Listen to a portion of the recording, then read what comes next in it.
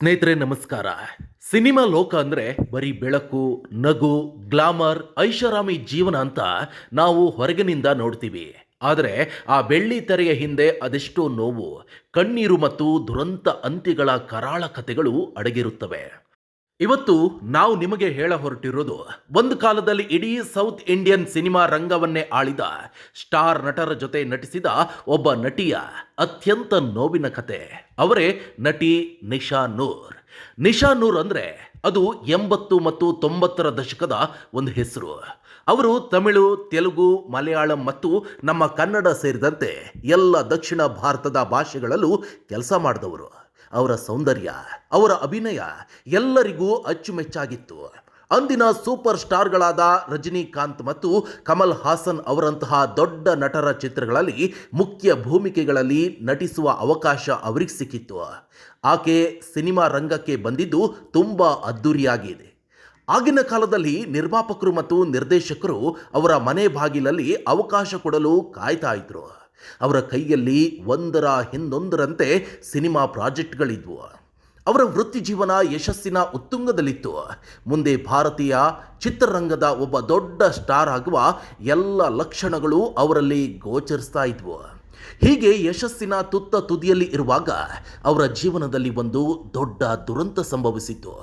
Cinema ರಂಗದ ಒಂದು ಕರಾಳ ಮುಖ ಆಕೆಗೆ ಎದುರಾಯಿತು.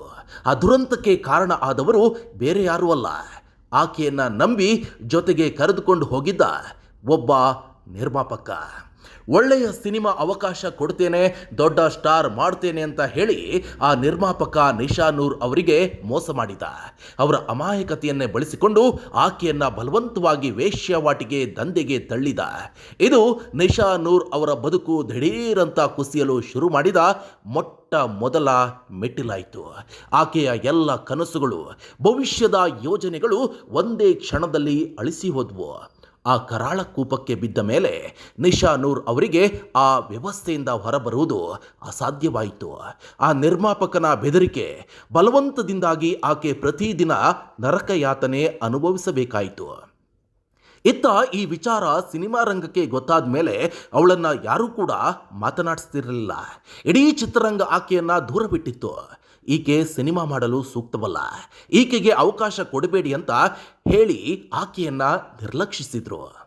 ಇನ್ನು ಒಂದು ದಿನದಲ್ಲಿ ಲಕ್ಷಾಂತರ ಅಭಿಮಾನಿಗಳನ್ನು ಹೊಂದಿದ್ದ ನಟಿ ರಾತ್ರೋರಾತ್ರಿ ಎಲ್ಲರಿಗೂ ಕೂಡ ಬೇಡವಾದ್ಲು. ಈ ಒತ್ತಡವನ್ನು, ಈ ನೋವನ್ನು ತಾಳಲಾರದೆ ನಿಶಾ ನೂರ್ ಅವರು ಸಾರ್ವಜನಿಕ ಜೀವನದಿಂದ ಸಂಪೂರ್ಣವಾಗಿ ದೂರ ಸರಿದ್ರು. ಈ ಸಂದರ್ಭದಲ್ಲಿ ಆಕೆಗೆ ಇರಲು ಸರಿಯಾದ ಜಾಗ ಇರಲಿಲ್ಲ, ತಿನ್ನಲು ಊಟವಿರಲಿಲ್ಲ. ಕುಟುಂಬ ಮತ್ತು ಸ್ನೇಹಿತರು ಕೂಡ ಆಕೆಯಿಂದ ದೂರ ಸರಿದಿದ್ರು. ಈ ಮಾನಸಿಕ ಮತ್ತು ದೈಹಿಕ ಯಾತನೆಯಿಂದ ಆಕೆಯ ಆರೋಗ್ಯ ಸಂಪೂರ್ಣವಾಗಿ ಕೆಟ್ಟುಹೋಯಿತು.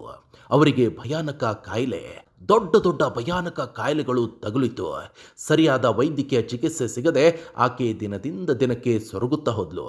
ದುಡ್ಡು, ಪ್ರೀತಿ, ಆಸರೆ ಎಲ್ಲವನ್ನು ಕೂಡ ಕಳೆದುಕೊಂಡ ನಿಶಾ ನೂರ್ ಅವರು ರಸ್ತೆಯಲ್ಲಿ ಒಬ್ಬಂಟಿಯಾಗಿ ಅನಾಥರಂತೆ ಬಿದ್ದಿದ್ರು. ಅವರು ಎಲ್ಲಿದ್ದಾರೆ, ಹೇಗಿದ್ದಾರೆ ಎಂಬುದು ಯಾರಿಗೂ ಕೂಡ ಗೊತ್ತಿರಲಿಲ್ಲ. ಇಡೀ ಸಿನಿಮಾ ರಂಗ ಆಕೆಯನ್ನು ಸಂಪೂರ್ಣವಾಗಿ ಮರೆತು ಬಿಟ್ಟಿತ್ತು. ಹಲವು ವರ್ಷಗಳ ನಂತರ 2007ರಲ್ಲಿ ಚೆನ್ನೈನಲ್ಲಿ ಇರುವಂಥ ಒಂದು ಕಡೆ ನಿಶಾ ನೂರ್ ಅವರನ್ನು ಗುರುತಿಸಲಾಯಿತು. ಆಕೆಯನ್ನು ನೋಡಿದ ಜನರಿಗೆ ಶಾಕ್ ಆಯಿತು. ಒಂದು ಕಾಲದಲ್ಲಿ ಸುಂದರವಾಗಿ ಗ್ಲಾಮರಸ್ ಆಗಿದ್ದ ಆ ನಟಿ ಗುರುತು ಸಿಗದಷ್ಟು ಅಸ್ಥಿ ಪಂಜರದಂತೆ ಆಗಿದ್ರು. ಹೌದು, ಪೋಷಕಾಂಶಗಳ ಕೊರತೆ, ಸರಿಯಾದ ಆರೈಕೆ ಇಲ್ಲದೆ ಆಕೆಯ ದೇಹ ಅಕ್ಷರಶಃ ಮುಳ್ಳಿನಂತೆ ಆಗಿತ್ತು. ಯಾರೋ ದಯೆ ತೋರಿ ಅವರನ್ನು ಆಸ್ಪತ್ರೆಗೆ ಸೇರಿಸಿದ್ರು. ಆಸ್ಪತ್ರೆಯಲ್ಲಿ ಅವರಿಗೆ ಆದರೂ ಕೂಡ ಬದುಕಲು ಅವರು ಹರಸಾಹಸಪಟ್ಟರು. ಆದರೆ ಆ ದುರಂತ ನಟಿಯ ದೇಹ ಸಹಕಾರ ನೀಡಲಿಲ್ಲ. ಕೊನೆಗೆ ಯಾರೂ ಇಲ್ಲದ ಅನಾಥಳಂತೆ ಚಿಕಿತ್ಸೆ ಫಲಕಾರಿಯಾಗದೆ ಆಕೆ ಆಸ್ಪತ್ರೆಯಲ್ಲಿಯೇ ಕೊನೆಯುಸಿರೆಳೆದ್ರು. ಇನ್ನು ಸಾವಿನ ಸಮಯದಲ್ಲಿ ಆಕೆಯ ಜೊತೆ ಇರಲು, ಕನಿಷ್ಠ ಅವಳನ್ನು ನೋಡಿಕೊಳ್ಳಲು ಕೂಡ ಕುಟುಂಬದವರು ಅಥವಾ ಸಿನಿಮಾ ರಂಗದ ಯಾರೂ ಕೂಡ ಇರಲಿಲ್ಲ. ಒಂದು ಕಾಲದಲ್ಲಿ ಲಕ್ಷಾಂತರ ಜನರ ಕನಸಿನ ರಾಣಿಯಾಗಿದ್ದ ನಟಿಯ ಅಂತ್ಯ ಇಷ್ಟು ದುರಂತಮಯವಾಗಿತ್ತು. ಇದು ಸಿನಿಮಾ ರಂಗದಲ್ಲಿ ನಂಬಿಕೆಗೆ ಜಾಗವಿಲ್ಲ. ಇಲ್ಲಿ ಮಾನವೀಯತೆ ಕಮರಿ ಹೋಗಿದೆ ಎಂಬುದಕ್ಕೆ ಒಂದು ಭಯಾನಕ ಉದಾಹರಣೆ. ಸಿನಿಮಾ ರಂಗದ ಒಳಗಿನ ಈ ಕರಾಳ ಸತ್ಯ ಎಲ್ಲರಿಗೂ ಕೂಡ ಪಾಠ ಆಗಬೇಕು.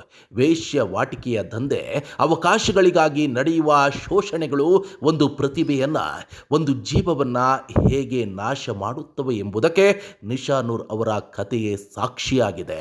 ವೀಕ್ಷಕರೇ, ನಿಮ್ಮ ಅಭಿಪ್ರಾಯಗಳನ್ನು ಕಮೆಂಟ್ ಬಾಕ್ಸ್ನಲ್ಲಿ ಮೆನ್ಷನ್ ಮಾಡಿ, ಜೊತೆಗೆ ನಮ್ಮ ಯೂಟ್ಯೂಬ್ ಚಾನಲನ್ನು ಸಬ್ಸ್ಕ್ರೈಬ್ ಆಗಿ, ಫೇಸ್ಬುಕ್ನಲ್ಲಿ ಫಾಲೋ ಆಗಿ. ಧನ್ಯವಾದ. ಕರ್ನಾಟಕ. ಶುಭ ದಿನ.